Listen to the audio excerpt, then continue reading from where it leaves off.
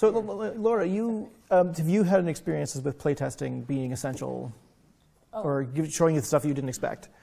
Yeah. I mean, in general, for computer games, you have to have playtesting, and I feel like there's actually a new modern version where you don't playtest and you ship broken games and you just patch as you go, but I don't approve of that. That is the new modern version, yeah. Looking Glass had in-house playtesting, so you not only had sort of like the naive people saying, "Oh, this is confusing," you had people who were like, "Okay, I know how to do this and this and this," and they would try to do all of the things and tell you which ones were broken, and that's a little bit more for the programming side and the level design side, but. I guess there was one thing that came up pretty early was the head designer thought that it would be really cool if there was sort of a thieves' cant, and so all of the internal stuff that the Garrett character would be saying to himself, and sometimes the guards might be saying, they would use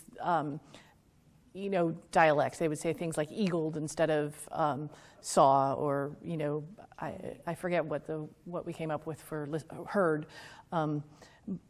And he had this idea of it being very Clockwork Orange, where it has its own internal language that you can mostly figure out if you're paying attention. And so my first set of dialogue stuff was full of this stuff, and the playtesters were like, "We have no idea what they're saying. This makes no sense. They're saying random words, and it tells us nothing." So that all got cut out, and pretty much the only thing that got kept was the word Taffer, which was sort of the generic swear word. You would say, "You Taffer, I saw you back there," because we were trying for a no swearing game. But sometimes you want to have characters sound like they're swearing, so we had that word. It stayed. That's awesome.